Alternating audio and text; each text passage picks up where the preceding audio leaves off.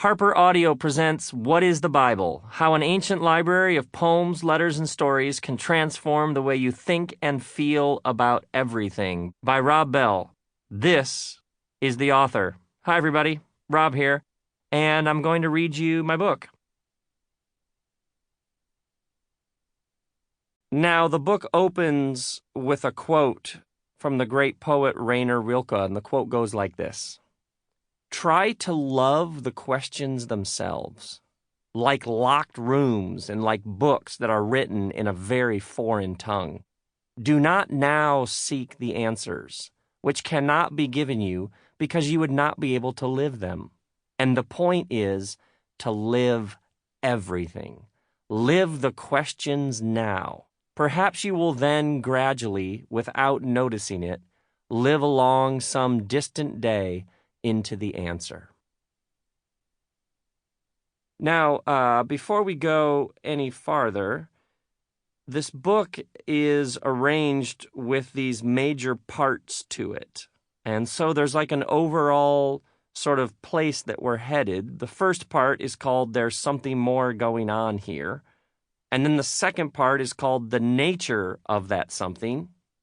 And then the third part is called Where That Something Takes Us. And then the fourth part is the questions that always come up when you talk about the Bible. So we're going to go part 1, part 2, part 3, part 4, which leads us to part 1. But before we get to part 1, an introduction. And the introduction is called 25 Years In. To begin with, a bit about where this book comes from.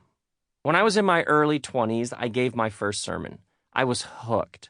I decided right then and there I was going to give my life to reclaiming the art of the sermon. I loved giving sermons. I still do, more than ever.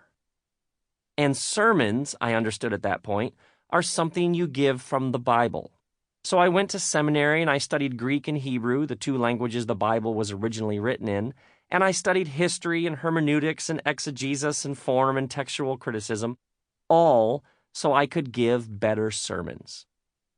Eventually, I got a job in a church and I started giving sermons weekly, and then one day something happened that changed everything. I had just given a sermon, and I was standing around afterward talking to people when a man named Richard walked up to me and said, "You missed it." What? I asked him, what did I miss? He then proceeded to rattle off a seemingly endless list of things that were happening in the story from the Bible that I had just given a sermon about. Background and hints and meaning and innuendo and humor and tension and history. The more he went on, the more I realized how right he was. I had missed it. And then he said, Jesus was Jewish. What? Jesus was Jewish? I said. I imagine you're laughing at this point because it's so obvious. And yes, I did know that Jesus was Jewish, but not like Richard knew it. Something about that one obvious line set off an explosion within me. Richard went on to say that Jesus lived in a first-century Jewish world of politics and economics and common stories and inside jokes, and the more you knew about that world, the more he and his message would come to life. Richard began dropping by my office with photocopied articles by people I'd never heard of, explaining mikvahs and taxation rates and ketubahs and who Shammai was and who Hillel was and why that matters. Richard introduced me to friends of his who invited me to eat with them while they would discuss and debate and laugh and riff on the Bible for the sheer joy of it. And they knew their stuff. It was staggering. I could barely keep up. They would point out insightful political commentary or subversive poetry or discrepancies in the text that were actually on purpose because the writer was doing something really clever just below the surface. They'd take a verse or story I'd heard people talk about, and they'd start discussing it and turning it on its head and pointing out all the depth and surprise and power I hadn't noticed. It was like music they were dancing to.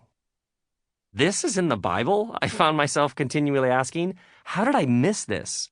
It was like the Bible went from black and white to color, from 2 dimensions to 3 or 9. Gradually, what I was learning began to make its way into my sermons and, more significantly, into my life.